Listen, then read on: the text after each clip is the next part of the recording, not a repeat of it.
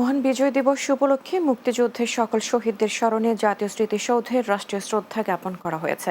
ভোরের আলো ফোটার পর স্মৃতিসৌধে শ্রদ্ধা জানান বাংলাদেশের রাষ্ট্রপতি মোহাম্মদ শাহাবুদ্দিন ও অন্তর্বর্তী সরকারের প্রধান উপদেষ্টা ডক্টর মোহাম্মদ ইউনুস। এছাড়া এবার বিজয় দিবসে শ্রদ্ধা জানিয়েছেন পূর্ব তিমুরের প্রেসিডেন্ট জোসে রামোস হোর্তা। রাষ্ট্রীয় আনুষ্ঠানিকতার পর সর্বস্তরের মানুষ বিনম্র শ্রদ্ধা জানায় জাতীয় স্মৃতিসৌধে। সকলের কণ্ঠে বাংলাদেশের মর্যাদা সমুন্নত রাখার প্রত্যয়। আরও জানাচ্ছেন বুলবুল আহমেদ। মহান বিজয় দিবস উপলক্ষে নতুন সূর্যোদয়ে দিনের আলো ফোটার পর সাভার জাতীয় স্মৃতিসৌধে ৭১-এর স্বাধীনতা যুদ্ধে শহীদ স্মরণে এই রাষ্ট্রীয় আনুষ্ঠানিকতা। শুরুতেই স্মৃতিসৌধে শ্রদ্ধা জানান বাংলাদেশের রাষ্ট্রপতি মোহাম্মদ শাহাবুদ্দিন। এ সময় তিন বাহিনীর একটি চৌকস দল মুক্তিযুদ্ধে শহীদদের প্রতি রাষ্ট্রীয় সালাম জানায়।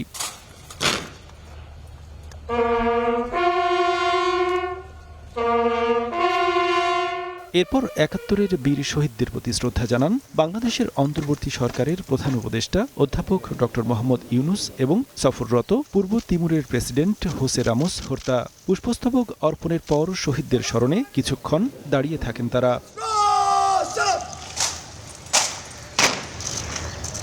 এরপর শ্রদ্ধা জানান প্রধান বিচারপতি সহ রাষ্ট্রীয় গুরুত্বপূর্ণ ব্যক্তিবর্গ। এ সময় দেশকে এগিয়ে সংকল্পের কথা জানান সরকারের উপদেষ্টাবৃন্দ। ৭১-এ যেই রাষ্ট্র পেয়েছিলাম এই রাষ্ট্রকে পুনর্গঠনের সুযোগ আমরা যাতে কোনোভাবে অবহেলা না করি। একটি ফ্যাসিস্ট মুক্ত আধিপত্যবাদ মুক্ত বাংলাদেশ থাকবে, নতুন বাংলাদেশ, এটাই আমাদের প্রত্যাশা। চলমান সংগ্রামে আমরা দেশবাসীকে সাথে নিয়ে একটা সুন্দর বাংলাদেশ গড়ার যে প্রত্যয় তা সফল করতে চাই। রাষ্ট্রীয় আনুষ্ঠানিকতা শেষ হলে সর্বস্তরের মানুষের জন্য উন্মুক্ত করে দেওয়া হয় স্মৃতিসৌধ প্রাঙ্গণ। জনতার স্রোতে সকলের কণ্ঠে বাংলাদেশের স্বার্থে অবিচল থাকার দৃঢ় প্রত্যয়। একটি বৈষম্যহীন সমাজ নির্মাণের একটা সুযোগ জাতির সামনে উপস্থিত হয়েছে। যদি আমরা ঠিকমতো একটি কাজে লাগাতে পারি তাহলে আমাদের উজ্জ্বল ভবিষ্যৎ। বৈষম্যহীন বাংলাদেশটাই আমি চাই। জনগণকে একটা সুন্দর বাংলাদেশ, দুর্নীতিমুক্ত বাংলাদেশ দিতে আমরা প্রত্যাশা সবাই। বিজয়ের শক্তিতে সকল ষড়যন্ত্র অপশক্তিকে মোকাবেলা করে বাংলাদেশের জনগণের প্রত্যাশা পূরণের কথা জানান বিভিন্ন রাজনৈতিক দলের নেতারা। ২৪-এর বৈষম্য বিরোধী আন্দোলনের সফলতা এই দেশের মানুষের অসন্তুষ্টির বহিঃপ্রকাশ।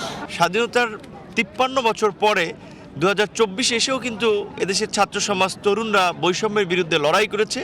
বাংলাদেশের বিরুদ্ধে যত ষড়যন্ত্র চলছে সকল ষড়যন্ত্র বেড়াজাল ছিন্ন করে বাংলাদেশ সামনের দিকে এগিয়ে যাবে। গর্বের লাল সবুজের পতাকা সমুন্নত রাখার প্রত্যয় জানান নতুন প্রজন্ম। ১৯৭১ থেকে ২০২৪ মাঝখানে পার হয়েছে অর্ধশত বছর।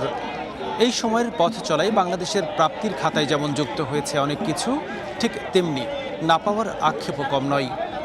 যতটুকু পাওয়া হয়েছে তার সুফল যদি দেশের প্রতিটি নাগরিকের কাছে সমানভাবে পৌঁছে দেওয়া যায় তবেই পূর্ণতা পাবে ৩০ লাখ তাজা প্রাণীর আত্মত্যাগ।